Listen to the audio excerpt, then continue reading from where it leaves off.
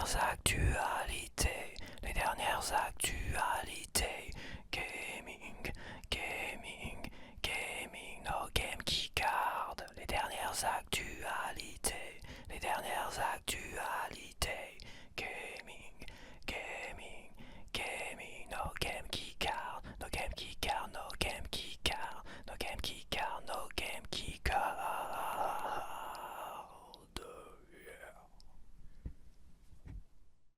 Bienvenue dans cette actualité du JV du dimanche soir où je traite généralement des points d'actualité qui ont retenu mon attention la semaine passée. Parfois je traite de gros sujets, là il y a pas mal de points d'actualité et à la fois il y a quand même des gros sujets. Je pense que cette vidéo va durer peut-être un peu trop longtemps, mais je vais quand même essayer de faire les choses un peu rapidement. Je vais pas partir dans des débats sans cesse, surtout que pour certains j'en ai déjà parlé. Mais il y a des choses très intéressantes. Donc on va commencer avec le premier point d'actualité sur Hollow Knight Silksong. Donc Hollow Knight Silksong qui est sorti sur toutes les plateformes en numérique le 4 septembre dernier, va sortir dans une édition Nintendo Switch 2, édition sur Switch 2, c'est très long à dire, en 2026. Et en 2026, il y aura aussi un DLC gratuit pour tout le monde, Sea of Sorrow, qui sera proposé à tous ceux qui ont acheté évidemment Hollow Knight Silksong. Donc on part pas sur 7 années de développement pour un DLC qui va se finir en jeu. Donc là on aura bien un DLC gratuit pour Hollow Knight Silksong assez rapidement en plus, en 2026. À la sortie apparemment peut-être d'Hollow Knight Silksong Nintendo Switch 2 édition, puisque a été annoncé également une Nintendo Switch 2 édition du tout premier Hollow Knight que moi j'ai fait sur Switch, que j'ai fini. Donc cette Nintendo Switch 2 édition d'Hollow Knight sortira aussi dans une édition physique, parce que Nintendo Switch 2 édition oblige, c'est une édition physique qui va sortir. Mais pour tous ceux qui possèdent le premier jeu, comme moi, soit en démat ou soit en physique, la mise à jour graphique vers la Nintendo Switch 2 édition sera gratuite. Donc ça sera plus de fluidité. Qu'est-ce que j'ai mis? Résolution et fluidité augmentée. Bon. Et il y aura des nouveaux effets graphiques. Enfin, j'imagine tout ce qui est particules et tout ça. Ça sera plus joli. Voilà. Sinon, sur Hollow Knight Silksong, il est à souligner que ce jeu-là s'est vendu depuis sa sortie en septembre à 7 millions d'exemplaires. Donc ce qui est relativement important quand même, c'est plutôt pas mal. Et avec la sortie de l'édition physique d'Hollow Knight Silksong, vache c'est dur à dire, sur Switch 2, et je crois qu'il ne sort que sur Switch 2, comme Hades 2. Je suis pas sûr que c'est prévu sur les autres supports. Peut-être que Hades 2 si. Je suis pas sûr. On verra de toute façon quand on va se rapprocher de sorties physiques. Pour les autres supports, on verra si Hades 2 et Hollow Knight Silksong c'est raide. Verront le jour sur d'autres supports que la Switch 2. Alors attention, il est quand même à souligner une chose, que les Nintendo Switch 2 édition, qu'est-ce que c'est exactement? Maintenant tu vois, même moi qui savais ce que c'était, en fait non, je savais pas complètement ce que c'était. Maintenant je sais complètement ce qu'est une Nintendo Switch 2 édition. C'est une cartouche Switch 1 peinte en rouge comme les cartouches Switch 2 dans des boîtes de jeux Nintendo Switch 2. Oui. Donc dessus sur ces deux cartouches t'as le jeu complet Switch 1, mais avec t'as les données de la mise à jour Switch 2 qui se téléchargent sur ta console Switch 2, et etc. Tu vois le truc, tu vois la merde. La merde qu'ils nous ont sorti. C'est pas des cartouches Switch 2, C'est des cartouches Switch 1 déguisées en rouge. C'est waouh, tu m'étonnes que Nintendo n'a pas communiqué dessus depuis le départ. On savait pas trop ce que c'était. Ça fonctionne sur Switch 1, tu m'étonnes. Vu que c'est des cartouches Switch 1 à l'origine. Deuxième point d'actualité, bon bah on a la série Final Fantasy qui a vendu plus de 207 millions d'exemplaires dans le monde par rapport à toute la saga, tous les Final Fantasy quels qu'ils soient. Et c'est en hausse de 3 millions à partir de septembre dernier. Bon, voilà. Bon, ça paraît pas beaucoup comme ça paraît beaucoup et à la fois pas beaucoup. Quand tu sais qu'on a sur Switch 1, je crois, Mario Kart 8 Deluxe qui s'est vendu, si je dis pas de bêtises, dans les 60-65 millions d'exemplaires à lui tout seul sur une console. Parce que Final Fantasy c'est depuis longtemps, hein, c'est sur plein de supports, plein de consoles. Ça paraît pas beaucoup pour autant de jeux sur autant de supports comparé à juste un jeu sur un support. Quoique Mario Kart 8, il est sorti également sur Wii U, mais il est pas compté je crois dans les 65 millions. À voir. Non, il est pas compté. Non, c'est vraiment sur Switch 1. Donc bon, bah écoute, ça c'est pas mal, c'est un très bon chiffre, pas de soucis. Mais ça paraît pas beaucoup vu la popularité de Final Fantasy, ça me paraît pas beaucoup quand même. Troisième point d'actualité, on a Clair Obscur Expédition 33. Disons, j'ai du mal à dégoiser aujourd'hui. Suite à son succès au Game Awards, il a été récompensé à 9 reprises et il a surtout eu le prix du GOTY 2025. Bon, suite à cela, les ventes ont explosé. Bon, pour l'instant, c'est que des ventes numériques, hein, on n'a pas les ventes physiques. Mais en vente numérique, sur Steam, il y a eu une augmentation de 76% de ventes par rapport à ce jeu, 21% sur la PlayStation 5 et une augmentation de 3% sur Xbox qui a le Game Pass, vu qu'il est gratuit sur Game Pass. Donc voilà, ça fait plus de 200 000 exemplaires vendus en quelques jours. Bon, je sais pas si c'est si énorme que ça me paraît pas énorme quand même. Cela ne compte évidemment que les chiffres de vente en démat. Et oui. Je pense que l'augmentation des ventes, c'est pas par rapport aux ventes précédentes, parce que ça me paraît incohérent 76%, vu qu'il n'y a que 200 000 exemplaires de vendus, 76% de ventes sur Steam, ça me paraît pas énorme en fait. Je pense que c'est 76% des ventes par rapport avant le prix du Game Awards. T'avais une progression en pourcentage, et par rapport à cette progression en pourcentage, et après la récompense, boum, 76% d'augmentation de ventes par rapport à ce point-là. Mais c'est pas 76% d'augmentation par rapport à la totalité de ce qui a été vendu avant. Je me comprends. Donc voilà, c'est une bonne nouvelle. C'est-à-dire que oui, c'est vrai que le côté GOTY, tout ça, c'est une récompense qui fait vendre. C'est comme tous les prix en littérature et trucs comme ça. Derrière, ça fait vendre. Donc en quatrième point d'actualité, nous avons Julien Tellou, qui est l'ancien présentateur de la chaîne Game One, qui va fermer à la fin de l'année comme beaucoup de chaînes Paramount. D'ailleurs, moi qui suis sur Freebox là, on m'a envoyé un message comme quoi pas mal de chaînes Paramount allaient être arrêtées au 31 décembre, dont la chaîne Game One. Il y a J1, il y a machin, des chaînes de manga et tout ça, de dessins animés japonais et tout, qui vont être fermées au 31 décembre. Donc, Julien Tellouk a décidé finalement de lancer sa propre chaîne sur YouTube, qui est apparemment, ce que j'ai regardé, c'est sa chaîne personnelle qu'il a depuis très très longtemps.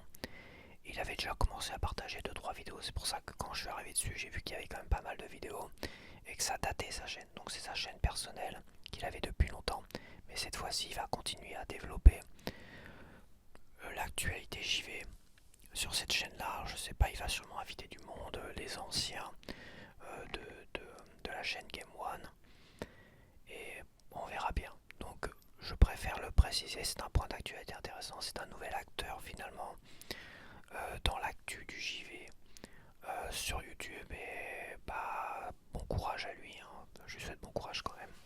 C'est jamais évident de perdre son taf comme ça après autant d'années, tu vois. C'est toujours très très dur, donc il rebondit, je lui souhaite bon courage et il aura sûrement beaucoup plus de vues et de succès que moi, vu déjà qu'il a, je pense,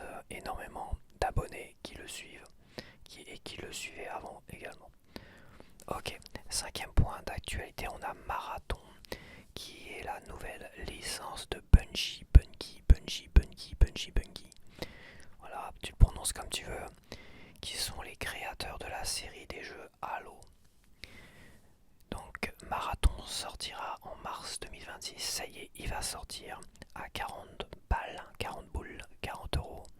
C'est un jeu d'extraction multijoueur uniquement. Il n'y a pas de solo, tout ça, non, c'est extraction multijoueur. Donc il y a eu beaucoup de polémiques autour de ce jeu-là. Polémiques de plagiat, de machin avec des anciens de Bungie, tout ça. Et qui ont repris son travail alors que le gars il travaille plus pour Bungie, tu vois, c'est vrai que c'est compliqué.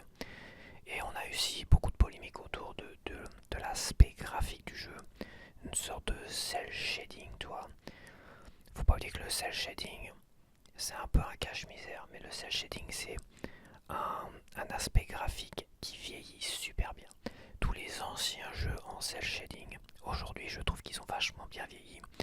On va prendre Jet Set Radio sur Dreamcast, qui était un super jeu en cel shading. Aujourd'hui, je trouve c'est un des jeux Dreamcast qui a le mieux vieilli avec Shenmue, évidemment. Shenmue. Donc voilà, l'avenir nous le dira, sera du succès ou pas de succès. Je tiens à préciser une chose. On a vu des jeux dans le passé, des jeux uniquement multijoueurs, s'arrêter et être abandonnés suite qui n'ait pas eu assez de ventes, pas assez de succès, pas assez de gens dessus pour alimenter le multijoueur. Ça a été arrêté, ça a fait des drames, des machins. On a eu encore un jeu de Pac-Man, je sais plus quoi là, Championship, qui était encore vendu quand j'en avais parlé sur le Nintendo eShop, qui était annoncé, ils allaient arrêter tout ça, terminé. C'est-à-dire que tous ceux qui avaient acheté le jeu, qui pouvaient encore, quand je l'ai annoncé, acheter le jeu, terminé, ils perdraient finalement l'argent que tu as mis dedans parce qu'il n'y aurait pas de remboursement et il n'y aurait plus moyen de jouer au jeu. Faites très attention, je sais pas s'il sortira en physique ou en machin, mais même en physique, si le jeu est terminé et abandonné et totalement arrêté, ça peut faire comme d'autres jeux, c'est-à-dire tu auras mis 40 euros dedans, boum, terminé, tu auras perdu 40 euros. Ça peut être arrêté quelques mois après, un an, 2 ans après. Tu vois, il y a des petits jeux, ça s'est arrêté rapidement. Celui-là qui fait énormément polémique, les gens n'ont pas l'air d'avoir envie d'y jouer. Je veux pas dire, mais même moi si ça me faisait envie, ce qui n'est pas le cas, je mettrais pas 40 euros dedans, je prendrais pas ce risque-là. Franchement. Parce que mettre 40 euros dans un putain de jeu comme ça, qui déjà est déjà boudé par le public, par les joueurs avant qu'ils sortent, putain, tu prends un gros risque de mettre 40 euros dedans. Parce que c'est un style de jeu qui peut être abandonné, boum, terminé, t'as perdu 40 euros. C'est pour ta gueule, c'est pour ta pomme. C'est de l'obsolescence programmée quoi. En jeu vidéo. C'est déjà vu et ça peut se reproduire. Et là, attention, moi je mets en garde tout de suite. Un sixième point d'actualité, on a Hogwarts Legacy qui s'est vendu à plus de 40 millions d'exemplaires. Un deuxième épisode est en préparation, mais, avec le rachat de Netflix, le rachat de Warner par Netflix. Voilà, d'ailleurs Netflix m'avait envoyé un message en se félicitant du rachat de Warner, tu vois. Ils étaient contents, ils se frottaient les petites mains, tout ça, ils se félicitaient de ça, donc oui, j'ai parlé d'informations parce que quand je vois Netflix qui m'envoie des messages comme quoi ils se félicitent de ça, et derrière on a eu Paramount qui a fait une opération de rachat de la totalité des actions de Warner, mais que Warner a refusé, parce qu'ils pouvaient refuser, donc ils ont refusé, ils ont repoussé Paramount. Paramount qui ferme ses chaînes sur des chaînes Game One et machin, donc on sait pas, t'as l'impression que Paramount ils ont des problèmes d'argent, puis là apparemment ils ont assez d'argent pour pouvoir acheter toutes les actions de Warner. Après, sur le côté rachat de Warner par Netflix, apparemment, ça reste à confirmer, ce qu'aurait racheté Netflix à Warner ne serait que la partie numérique et distribution numérique des films. Donc ça toucherait pas forcément le jeu vidéo, apparemment, à voir. Et ça toucherait pas toutes les sorties physiques des films Warner, ni les sorties cinéma. Mais après, au niveau distribution numérique, Netflix aurait la priorité et aurait pas la priorité, mais aurait le droit sur tous les films Warner. Donc c'est peut-être pas si dramatique, mais attendons de voir, c'est pas encore terminé, même si Netflix a l'air de se féliciter avant que ça soit totalement acquis. Attendons de voir. En septième point d'actualité, c'est le livre d'harmonie de Mario Galaxy qui a été distribué en édition physique mais totalement en anglais. J'en avais parlé il y a quelques semaines qu'une édition française, une rumeur de cela, serait en préparation. Et bah là, c'est confirmé. Le livre d'harmonie en physique va sortir dans une édition française au printemps 2026. C'est l'éditeur Soleil Manga qui en a fait l'annonce. Voilà, sûrement la petite photo là.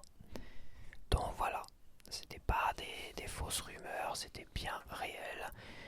Et tu vois, quelques semaines après, boum, ça se confirme. Donc en 8ème position, j'ai marqué rumeur, confirmation et secret de Polichinelle. Je vais essayer de faire ça rapidement. Donc d'abord, on va dire sur la toile, sur X en tout cas, des rumeurs sérieuses. Alors quand je parle de rumeurs sérieuses, c'est que ce sont des personnes qui ont des informations importantes et généralement elles ne se trompent quasiment jamais. Donc ces personnes ont parlé nous ont signifié que Nintendo proposerait de nouvelles cartouches Switch 2 aux éditeurs, deux formats plus petits en stockage, de 16 et 32 Go, contrairement aux 64 Go uniques de ce qui était proposé avant. Rien sur des cartouches plus volumineuses, pas d'informations. Ça c'est la première étape, les rumeurs. Ensuite moi j'ai vu passer l'info d'un éditeur, c'est Inin Games, qui était sous le flot des critiques parce qu'il voulait sortir son jeu R-Type 3 là, qui m'aurait intéressé aussi. Il était sous le flot des critiques parce qu'il allait sortir en Game Key Card. Donc les gens ont gueulé, donc ils ont tenté de justifier. C'est trop tard, c'est trop cher, c'est gna gna gna, on est désolé, ça nous aurait coûté trop cher à proposer à la vente. Et puis c'est trop tard, c'est fait, machin, tout ça, allez. Moi j'ai passé l'annonce comme ça, j'ai allez, je m'en rien à battre, tant pis, j'achèterai pas. J'ai même pas voulu en parler. C'était pas si important ça d'en parler. Mais là, c'est important parce que je vais te lire la suite. Cet éditeur In Games est revenu, je crois 24 heures ou 48 heures après, pour nous expliquer que Nintendo lui avait proposé de nouveaux formats de cartouches, enfin des formats de cartouches moins coûteux et moins élevés en taille. Sans préciser, je crois, l'histoire des 16 et 32 Go. Et que finalement, en faisant une petite annonce, une petite photo, là tu vas voir, où ils montrent que la Game Key Card de R-Type 3 qu'ils avaient annoncé, hop, ils la barrent et là ils mettent un joli cartouche pleine de R-Type 3. Donc ils se sont dit, bah maintenant on va pouvoir vous proposer notre jeu finalement en pleine cartouche. Ceci étant une augmentation de prix de 10 € par rapport à ce qu'on on voulait proposer. Donc le jeu coûtera 10 € plus cher que ce qu'ils voulaient nous le proposer. Bon, je sais pas à quel prix ils voulaient nous le proposer au départ, mais on verra bien. Donc bah, c'est plutôt une bonne nouvelle. C'est-à-dire qu'à un moment donné, ils allaient vers des Game Key Cards pour une histoire de ça coûte moins cher, gna gna gna gna gna. Tu vois, en cherchant tout un tas d'excuses à la con, mais ils pouvaient pas prendre les excuses, notre jeu est trop volumineux, ni l'excuse que les cartouches sont pas assez rapides, c'est un putain de jeu de shoot 'em up en vertical, pas en horizontal là. Bon voilà, t'as pas besoin d'un truc ultra méga rapide non plus, puis c'est du foutage de gueule. C'est des mini SSD les cartouches plus 2. Putain, c'est aussi rapide que des SSD. Ça, cette excuse-là, je comprends pas que les gens valident ça. C'est des mensonges, c'est des mensonges. C'est pas parce que directement sur la console, c'est un peu plus rapide que la cartouche Wii 2 n'est pas rapide. Elle est un peu moins rapide, ce qui est tout à fait normal, parce qu'elle n'est pas intégrée à la carte mère de la console. C'est comme les M-SATA sur les PC. Tu mets un M-SATA SSD intégré à la carte mère, et tu mets un disque dur branché avec un cordon SATA, un SSD à côté. Évidemment qu'il sera plus rapide. Le M-SATA sera plus rapide. Il a toujours été plus rapide que les disques durs branchés par M-SATA. C'est comme ça, mais ça veut pas dire que le SSD branché en SATA est lent et tu peux pas proposer des jeux fluides avec. Bien au contraire. Putain, mais c'est de se foutre de notre gueule. Bon, peu importe. Donc là, bonne nouvelle, le jeu va sortir en pleine cartouche, 10 € plus cher, et on apprend. Cet éditeur vient de nous confirmer une rumeur qu'on avait eue avant, que Nintendo proposerait d'autres formats de cartouches. Donc ça tuerait un peu plus les Game Key Cards, ça tuerait un peu plus le choix des Game Key Cards. Mais après, et là c'est rigolo, In Games est revenu sur ses propos en disant on s'est peut-être un peu emballé, nous aurions pas dû dire que Nintendo nous avait proposé machin, parce que pour l'instant il n'y a rien d'officiel, entre parenthèses. Ils ont appuyé le mot officiel à plusieurs reprises dans leur texte, dans leur communication, pour finalement essayer de s'excuser, essayer de rattraper le coup, parce que apparemment ça n'a pas plu à Nintendo qu'ils aient communiqué sur cela, alors que Nintendo voulait que ça reste secret. Un secret de polichinelle, hein, en fait, parce que maintenant tout le monde est au courant que déjà ça commençait à fuiter depuis longtemps. Là ça revenait à la charge, et derrière t'as un éditeur qui dit ah bah c'est bon, on peut proposer maintenant d'autres jeux en jeu plein de cartouches grâce à Nintendo. Et là Nintendo, bam, non. Donc ils sont revenus sur cette communication, mais après ils ont comme on dit, vous inquiétez pas, de toute façon notre jeu sort en pleine cartouche, il n'y a pas de souci, hein, voilà, ça c'est fait, c'est acté, voilà. Mais après il n'y a rien d'officiel au niveau des nouveaux formats de cartouches que Nintendo proposerait. Bon. Voilà, donc que cherche à cacher Nintendo? Que cherche à cacher Nintendo? Est-ce que ce serait pas un aveu d'échec? Est-ce qu'il chercherait pas finalement à cacher cet aveu d'échec parce qu'il reculerait face au mécontentement des gens par rapport au Game Key Card? Donc il y aurait un vrai recul là-dessus. Est-ce qu'ils n'ont pas envie de garder ça pour eux, tu vois, pour que certains gros éditeurs qui eux ils s'en foutent, eux c'est le Capcom, tu vois, ils vont sortir Monster Hunter 3 Story là en Game Key Card. Ils ont les moyens, Capcom, de sortir les jeux en pleine cartouche. Ils ont largement les moyens. Même Requiem passerait sur une cartouche 32 gigabits, je crois. Une cartouche 32 gigabits, ils sortiraient. Ça leur coûterait rien de plus et ils en vendraient beaucoup plus. Enfin, oui, ils en vendraient beaucoup plus. Je, Moi, je vais te dire une chose. Je pense que Nintendo va garder secret. Toi, c'est comme la baisse de prix en Europe, en France, toi, des consoles. Tout ça, ça reste secret. Ça doit rester secret parce que c'est peut-être un aveu d'échec des ventes de consoles en Europe. Là, c'est un aveu d'échec parce qu'il recule face au Game Key Card et au mécontentement des gens, surtout face au mécontentement des gens. Mais à la fois, ils doivent garder tous ces gros éditeurs qui, eux, adorent le format Game Key Card. Quasiment sûr que c'est eux qui l'ont proposé dès le départ pour finalement faire des économies, mais des économies, mais de bout de chandelle. Je veux dire, c'est vraiment, et ce qui est drôle, c'est qu'à côté, t'as plein de jeux, des jeux plus indépendants, plus méconnus, des petits éditeurs qui s'annoncent leurs jeux en pleine cartouche. J'en ai plein. J'en vois popper toujours des nouveaux. Je sais pas trop c'est quoi ces jeux-là. Il y en a, je vois à peu près. Et ça pop en pleine cartouche.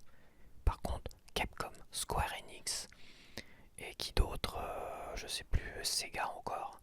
Sega qui nous sort plein de tous les Yakuza en Game Key Card et compagnie. Par contre, eux, ils restent fidèles au format qui leur coûte le moins cher. Et alors que ça déplaît aux gens. Bon, on va voir avec eux, mais je vois quand même beaucoup de personnes qui sont tentées pour acheter Final Fantasy VII Remake en Game Key Card. Comment les blâmer? Ou acheter Resident Evil 9 Requiem en Game Key Card, comment les blâmer sinon ils n'ont que la Switch 2 pour pouvoir jouer à ce jeu-là? Moi je pourrais l'acheter sur PC plus tard. Si j'ai une PS5, je pourrais l'acheter sur PS5. Comment les blâmer? Ils savent très bien qu'ils vont jouer sur ça. Et le Pokémon qui arrive, ils vont te le vendre 80€ officiel en physique. Un truc en Game Key Card. Bon, ça commence à râler un peu plus parce que c'est Nintendo, c'est Pokémon, et puis le prix est vachement élevé, quoi. Je ne sais pas, on n'a plus d'infos sur les chiffres de vente des Game Key Card. On n'a plus d'infos. En tout cas, ils sont pas en tête des ventes. Les jeux Game Key Card, ils sont pas en tête des ventes. On verra avec Resident Evil Requiem, on verra avec Final Fantasy Remake, et on verra avec Pokémon Pokopia, savoir s'ils sont en tête des ventes à un moment donné. Si dans le top 3, top 5 des ventes. Voilà, dans le top 5, top 3 des ventes, et s'ils maintiennent le truc, comme Mario Kart World qui a l'air de se maintenir, ou Pokémon Legend Zelda, ou tu vois ce que je veux dire. Donc on verra. Pour l'instant, ils cachent la vérité, ils cachent les ventes GameKeyCard, mais apparemment ils reculent et apparemment ils ont pas envie que ça se sache. Est-ce que c'est une bonne nouvelle, une mauvaise nouvelle? À toi de voir. Je vois quand même en cela une bonne nouvelle. Mais ça s'accroche encore parce que les gros éditeurs ils s'accrochent au GameKeyCard. Et je vais finir avec Nintendo toujours.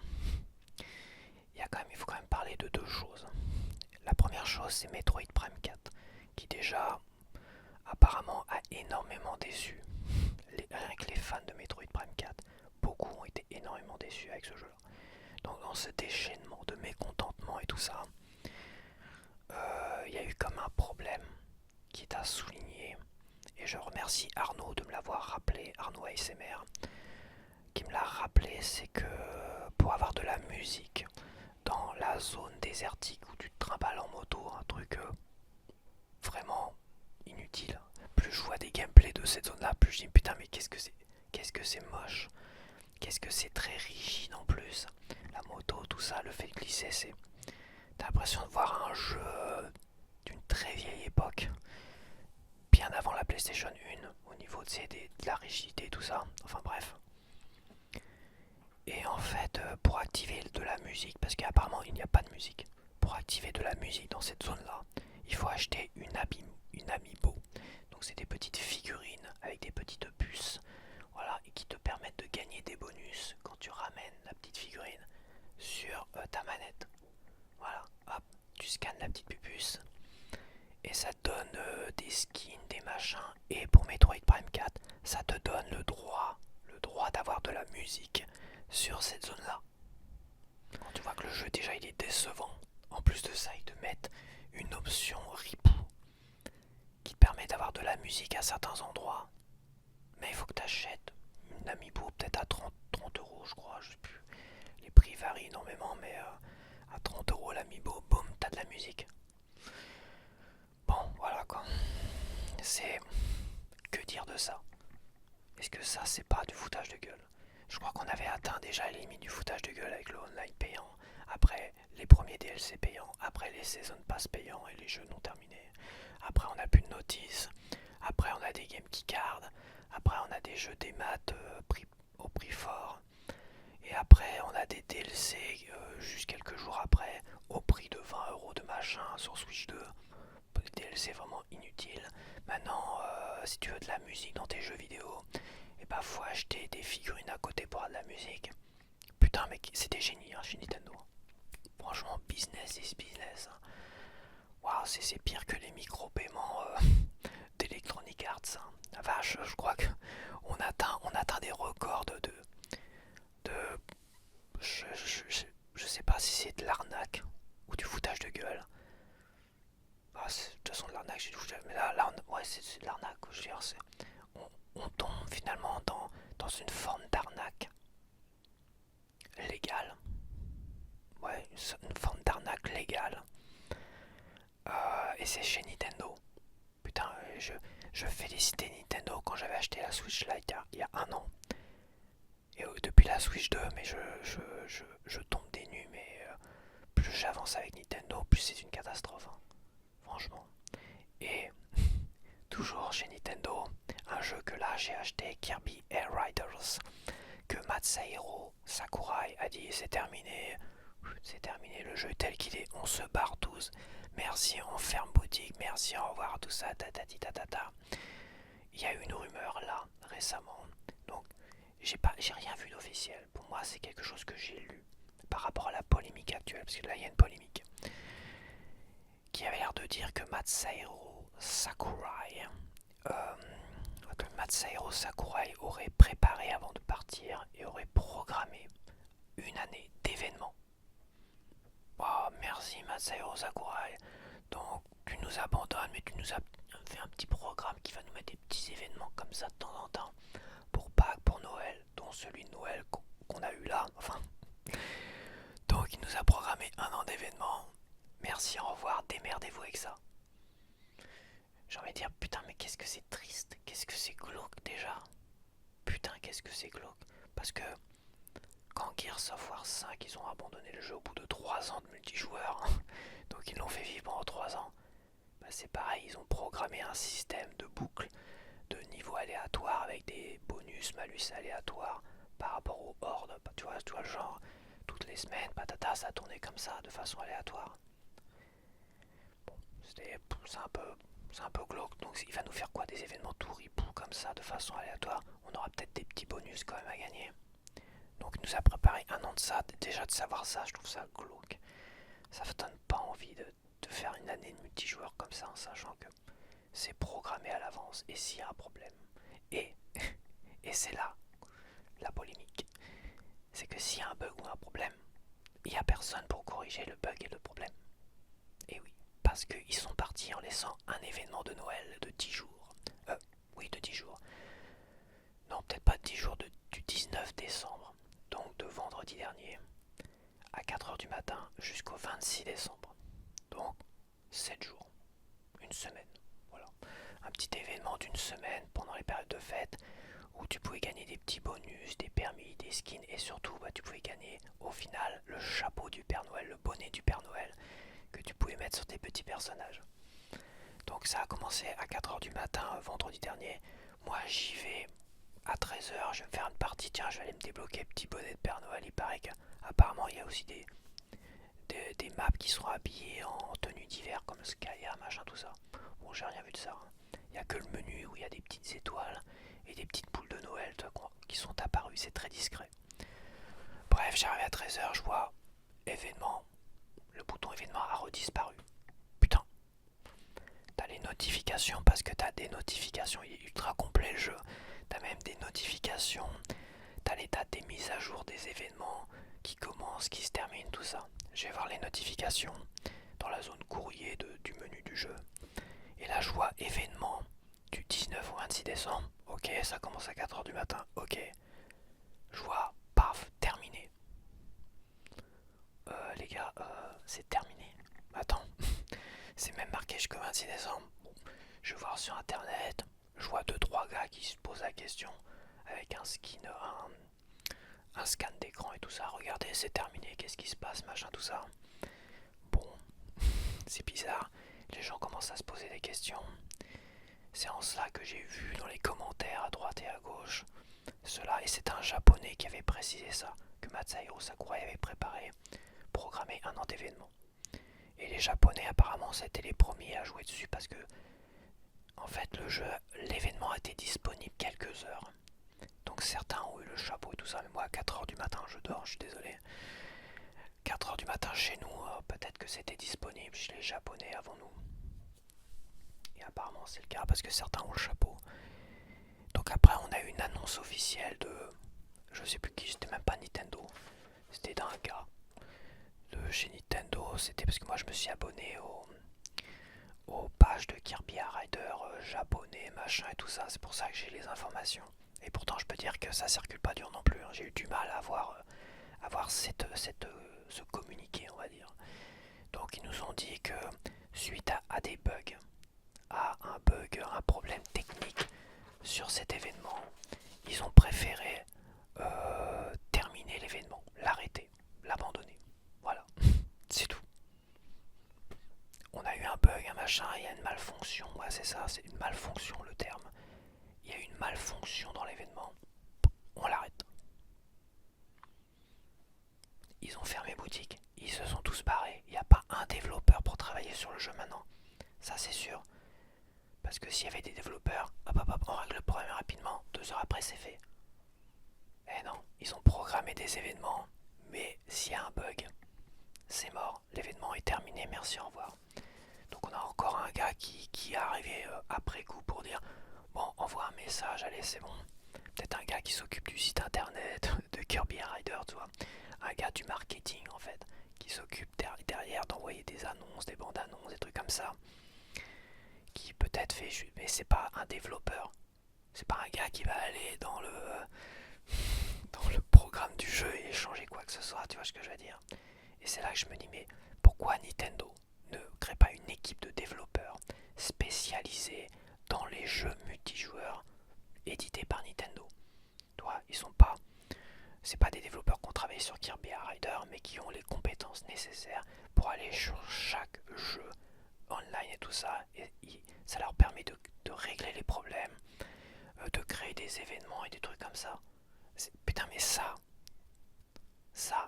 moi j'ai l'idée là comme ça. Mais moi je me pose la question pourquoi ça n'existe pas. Pourquoi c'est à chaque éditeur de jeu, enfin à chaque développeur, ceux qui comme la Masahiro Sakurai et son équipe Sora qui ont développé Kirby Rider, apparemment bah, ça serait à lui de laisser du monde sur le multijoueur, toi. Mais moi je me dis, l'éditeur Nintendo lui-même devrait créer un système comme ça. Une équipe de développeurs qui travaille que sur les problèmes techniques liés au online et à la fois fait vivre le online, mais ne touche pas au solo, ne touche pas à tout l'aspect finalement des véhicules et tout ça, tu sais, tout l'aspect maniabilité de voilà du code source, enfin je sais pas, merde.